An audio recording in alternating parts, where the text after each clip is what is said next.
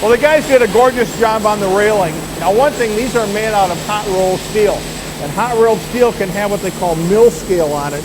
If we powder coat right over the top of that mill scale, it could flake off over time. So we're going to sandblast the whole thing, get off that mill scale, so we're all ready for the powder coating process. So we're working with Joe Moman and Eric Waba on doing the sandblasting. So Eric, what exactly is the type of sand that we're using for this? It's a Unimin 4030 fine silica sand.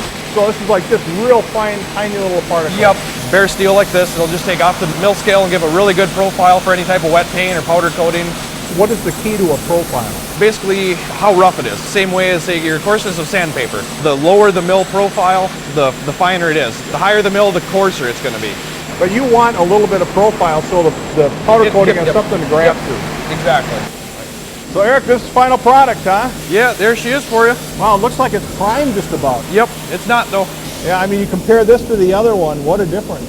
Yep. So we are ready for a little powder coating then, huh? Yep, you are all set. Yeah, down to bare metal. Yep. Okay, well, thanks so much for helping out. No problem, thank you, glad to help.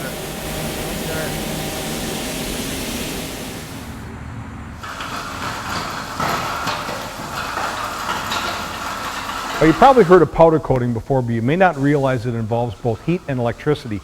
Scott Lemire is going to kind of step us through the whole process here. So the guy sandblasted everything. It looks like a pretty good surface for paint. Yeah, they did a real good job, Dean. It's all just exactly what we're looking for. What we've done here to prepare the parts is we've sprayed on a little bit of enamel, and this prevents the exposed areas from being subjected to the elements. It also blends in real good with the powder at 400 degrees, which is our cure temperature. If we can take a look at that bronze color again. Absolutely. So this is the array of colors you can get, huh? A wide array of colors. Today we're shooting the bronze color. So it's this one right here? It is. Okay. It's about a 50% gloss, which is just typical for a railing. It doesn't give it too much luster, but gives it enough to make it look very nice. Never seen so many shades of black before. Yes, we've got glosses of black anywhere from 5%, which would be basically a flat, all the way up to 100%, which is a mirror finish actually. Same color, just different amount of gloss. Yeah, exactly. Okay. Can you describe the process on exactly how we do this whole thing then? Sure. As you can see, we've racked the parts, and we're going to ground this fixture, and then we'll apply a powder. It's going to be shot out of a gun. And there's a positive field that's created around the powder that's shot out of the gun. The positives and negatives attract each other. And that's what enables the powder to adhere to the part.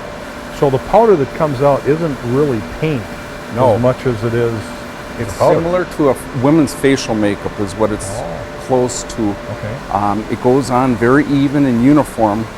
And once it goes into the oven, it will be cured at 200 degrees. It will turn into some sort of a liquid.